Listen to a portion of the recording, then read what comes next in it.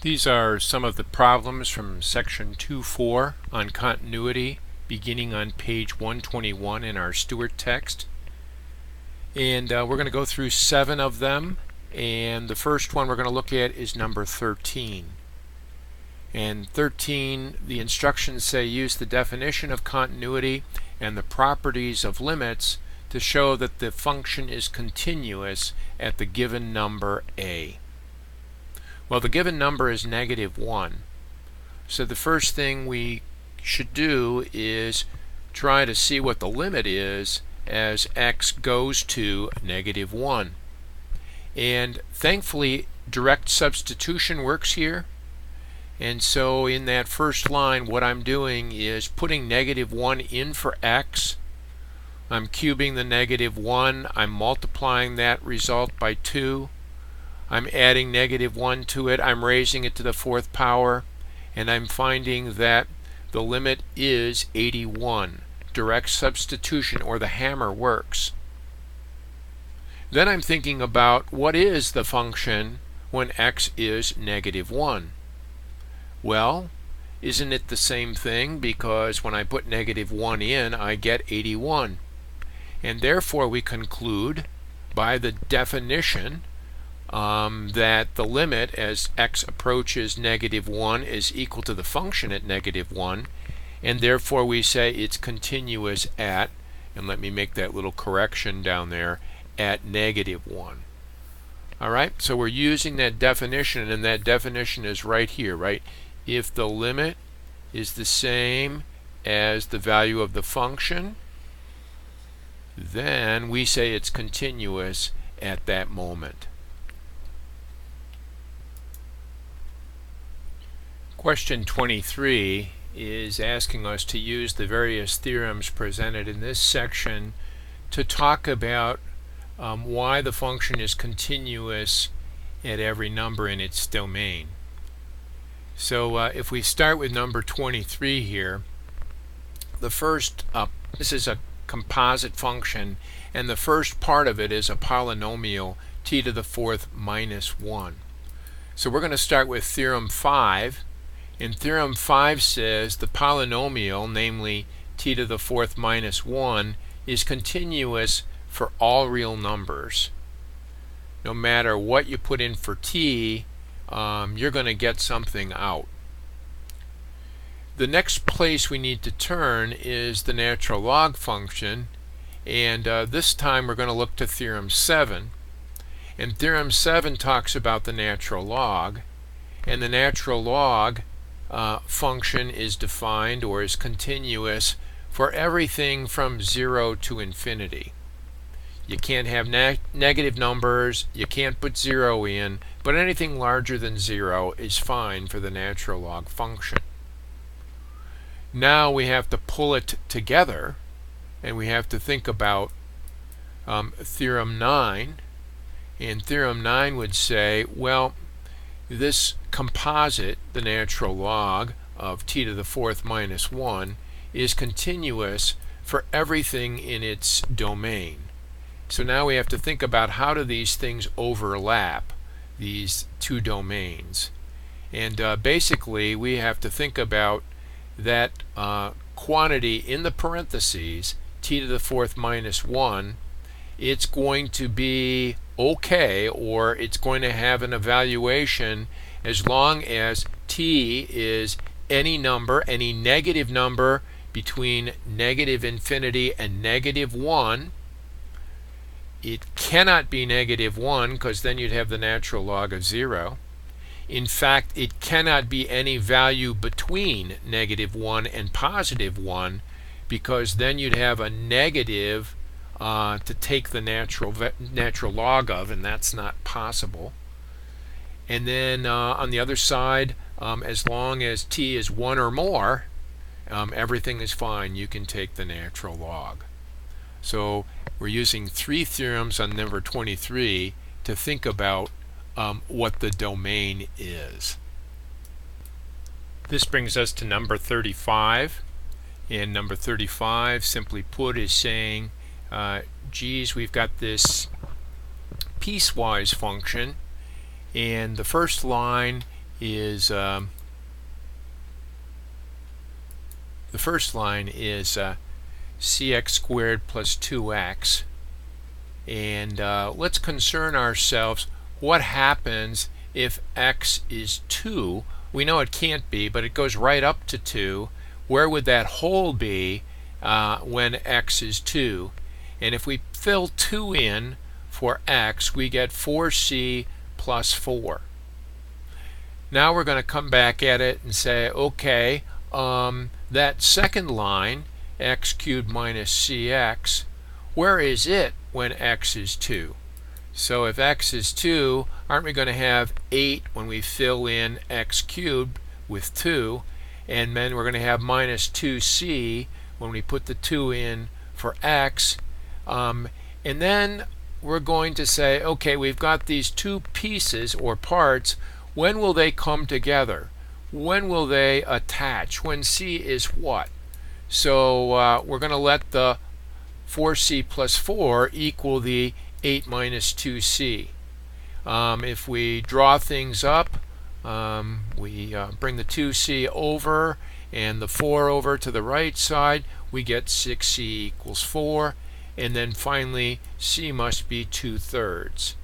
So things will hook up or be continuous when that constant, that c value, is 2/3.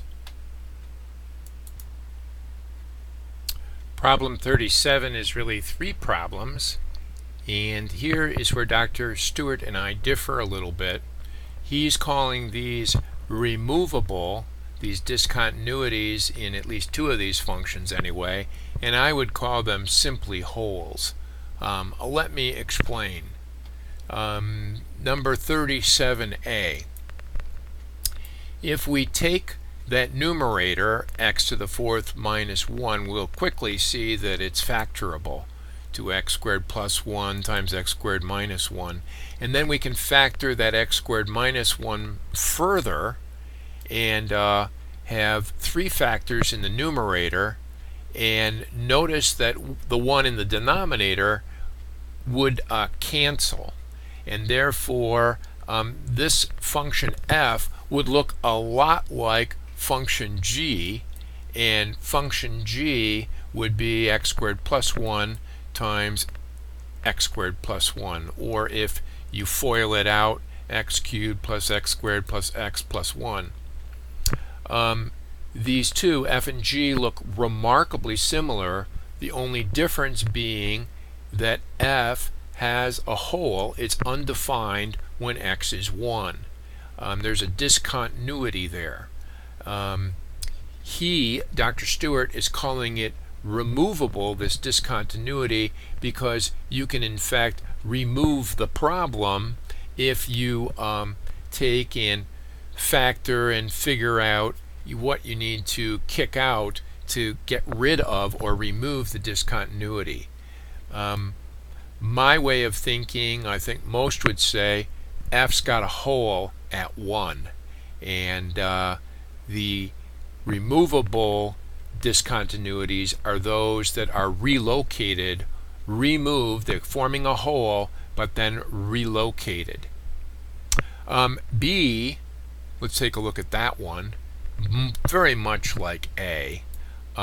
This time the function can be factored in the numerator, pull the x out of the numerator, examine it carefully, and you'll see the trinomial that remains behind can be further factored, and then we've got that common x minus 2 in the numerator and denominator, and therefore there's a hole, definitely a hole at 2.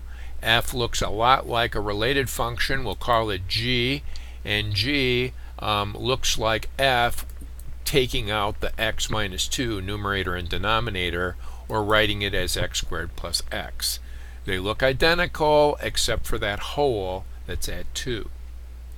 And finally, part C is not a hole and it's not removable. Simply this function, if we think about this greatest integer contained, when we're coming at pi from the left, everything's positive, and the greatest integer contained in all those decimals would be 0. But as we come at pi from the right, when we slip under the axis, now everything is negative, and the greatest integer contained in those negative decimals is -1, and therefore we'd say at pi there's definitely a jump discontinuity from 0 to -1. And the limit as x approaches pi, because they're different from the sided limits 0 and -1, we'd say that that general limit for the greatest integer contained in the sign of x doesn't exist.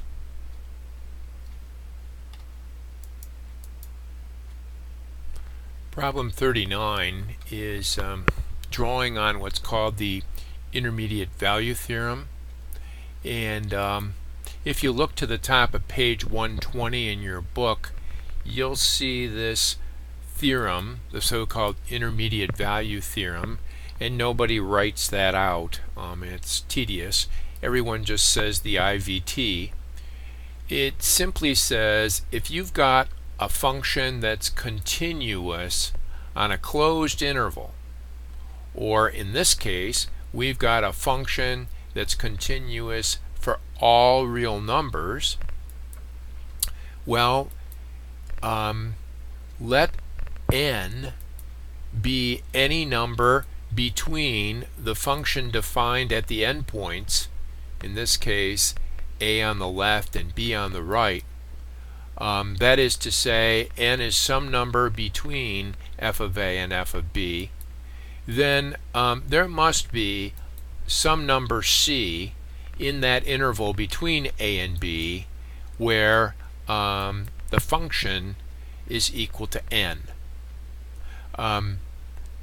Maybe that doesn't make a whole lot of sense, but think about it this way. Let's take it in the context of this problem. In the context of this problem, if I pulled out my Inspire and said, Inspire, help me out here. Tell me if this function f of x ever equals 1,000, and it presents a couple of possibilities where this happens because of its symmetry. We could draw on two numbers, and I'm looking at the positive. I'm looking at that root at 31.594, and I'm going to say let's look either side of that. Let's look to 31 and to 32. And when I put 31 in, I get a number a little less than 1,000, and when I put 32 in, I get a number a little more than 1,000. And so this is how the argument goes using the IVT. Since our function f, and our function is x squared plus 10 times the sine of x, is continuous for all x, and we using the Inspire found that f of 31 is less than 1,000 and f of 32 is more than 1,000, we know that there has to be in existence some number, we'll call it c, where c is living between 31 and 32, and f of c is exactly 1,000. Another way of saying it is if we've got a continuous function, we know that it will take on every value between 2 points on the curve. This is the IVT. We'll be talking about it more in the next two problems. Number 41 says use the IVT, the intermediate value theorem, to show that there's a root in the given interval. Well, what we do here is we take the endpoints, namely 1 and 2, and what is going on here?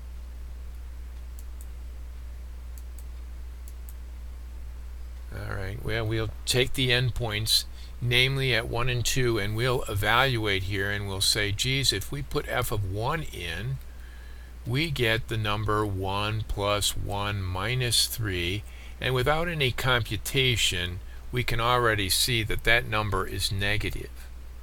If we put the other endpoint in, that is at 2, and we make a calculation, we get 16 plus 2 minus 3, and again we can clearly see that that number's positive. And so we take those two pieces of information and we say, therefore, a C, or a root, exists, I-S-T-S, right, exists, in the interval 1 to 2, or we could say C is between 1 and 2, right?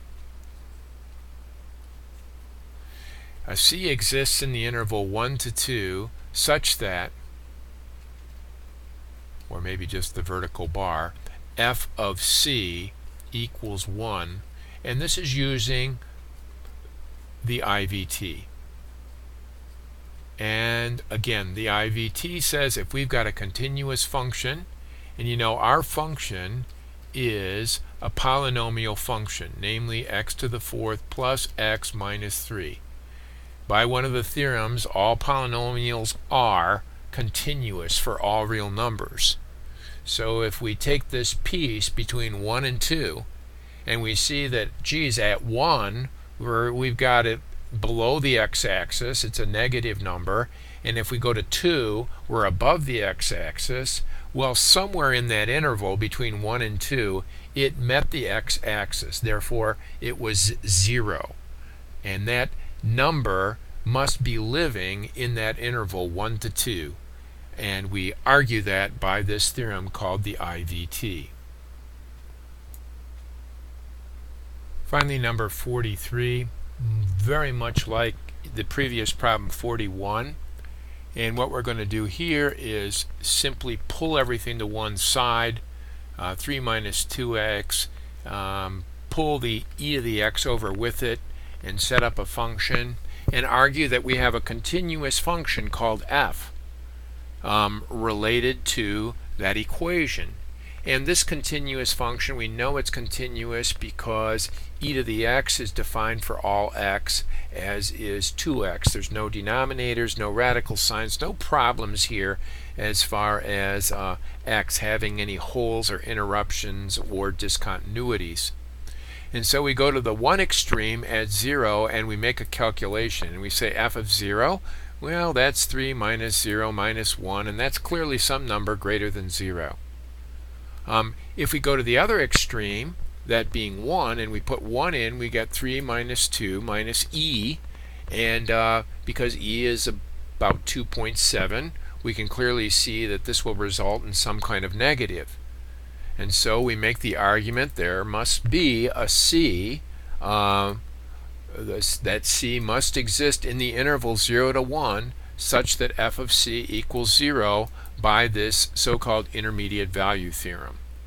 Again, the intermediate value theorem simply says that if we've got a continuous function in a closed interval, and it will take on every value between the lesser, f of the lesser, and f of the greater, and thus it'll take on every value between. So in this case, when we get a negative on the one side and a positive on the other, we know that there must be a 0 living somewhere between the left side of the interval at 0 and the right side at 1. Thus we have our problems from section 2.4 on page 121.